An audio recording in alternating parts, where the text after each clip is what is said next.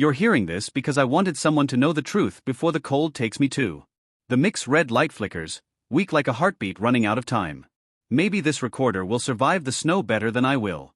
Maybe it'll find its way into the hands of someone who still believes that the woods are just woods, and that monsters are bedtime lies. Maybe you. It's past midnight. The world outside my cabin is black ice and wind. Every gust presses against the walls like something breathing slow and steady, testing the seams.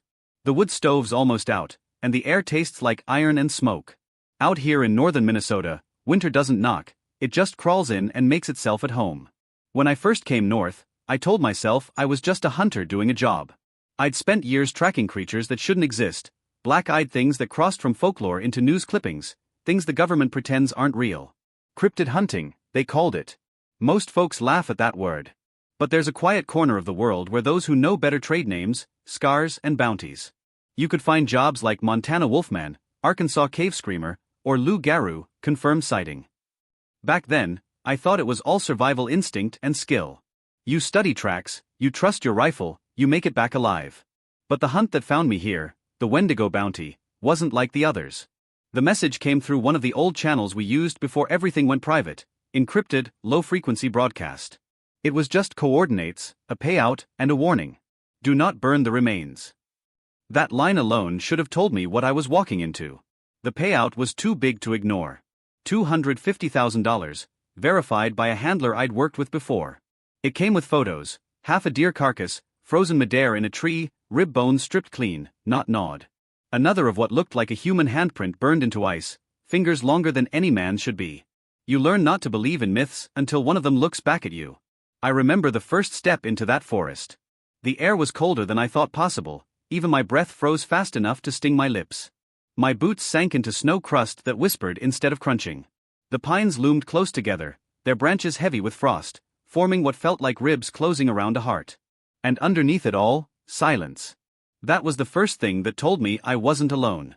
The silence wasn't empty, it was waiting. I set up camp near an old ranger station that hadn't seen life in decades. It was just timber and rot now, walls marked with claw lines that might have been bare, or not. I kept my rifle within arm's reach, silver core rounds chambered just in case. A man can't shoot hunger itself, but I figured metal's better than prayer. Nights came fast there, like someone flipping a switch.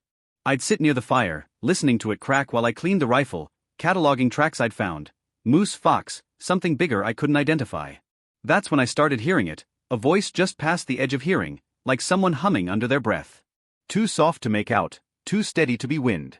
The first few nights I told myself it was the trees, the shifting ice. You'd be amazed what loneliness can shape out of sound.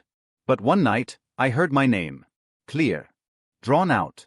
Carried across the snow. Eli. I froze. My hand stopped halfway to the firewood. It wasn't possible. No one alive out there knew my name. The voice came again, closer this time, like breath against my ear. Eli. I grabbed the rifle, stepped into the open, and the wind hit me like knives.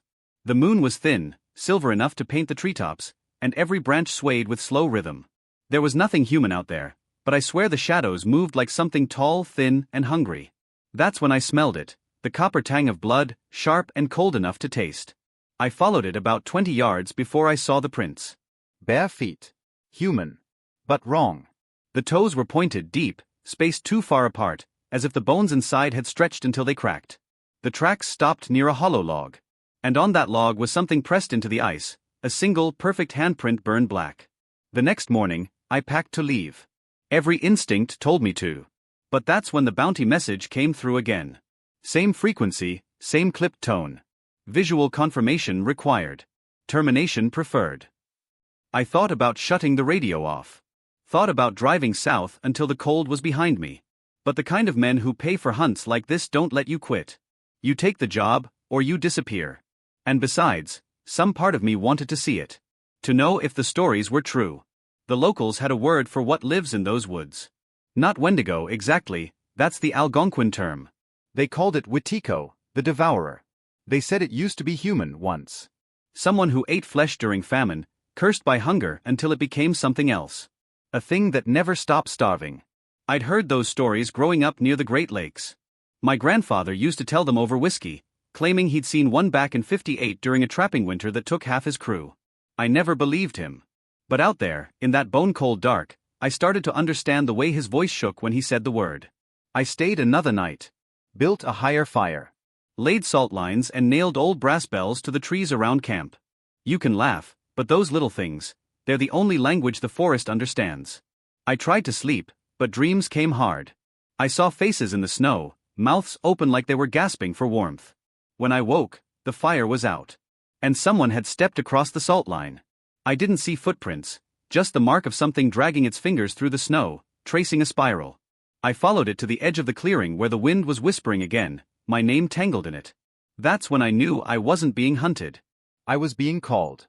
I don't know what it wants exactly, soul, body, memory, but I've come to believe the Wendigo doesn't kill for food. It kills for echo. To keep its name alive. To remind the forest that hunger has a voice.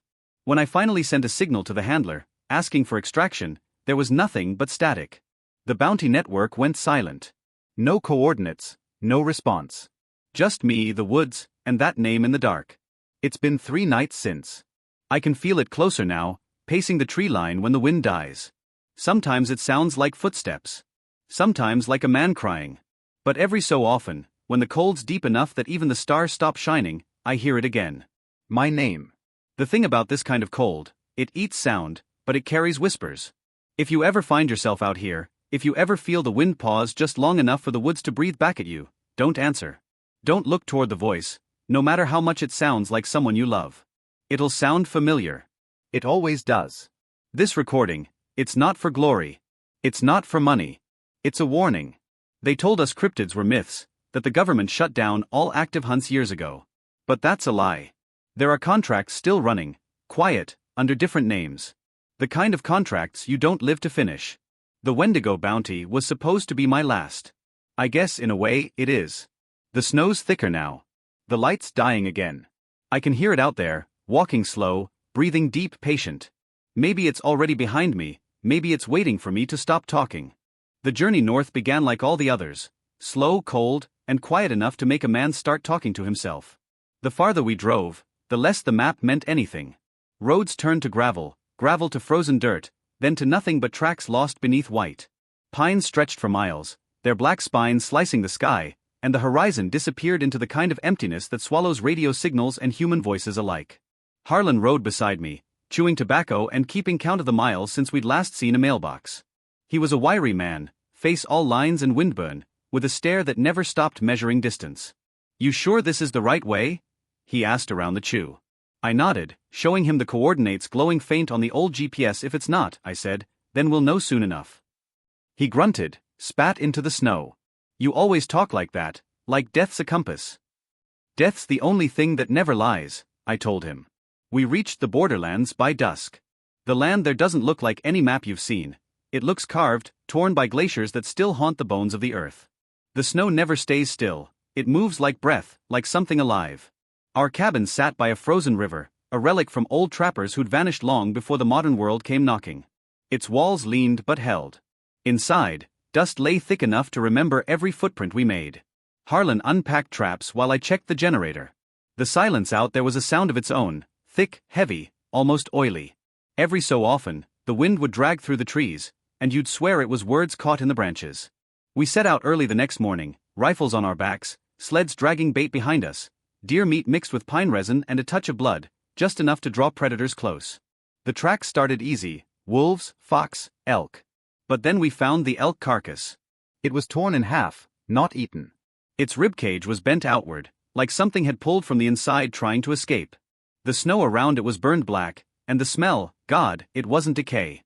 It was metallic, like rust and lightning.